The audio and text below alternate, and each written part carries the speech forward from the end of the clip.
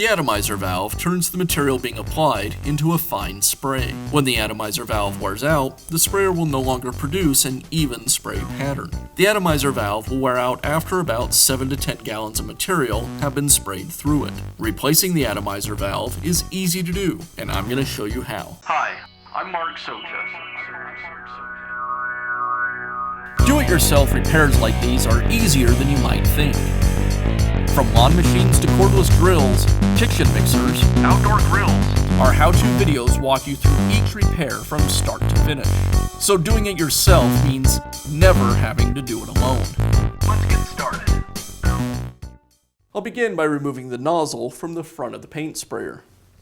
I twist the gray collar until it comes loose. Now I have access to the atomizer valve and I can go ahead and remove it.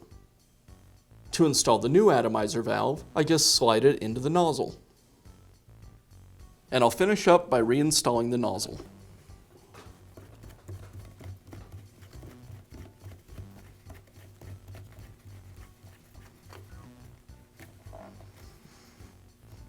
And that's how easy it is to install a new atomizer valve in your paint sprayer. Be sure to check back often for new videos and expert advice. If you found this video helpful, give us a thumbs up. And leave a comment.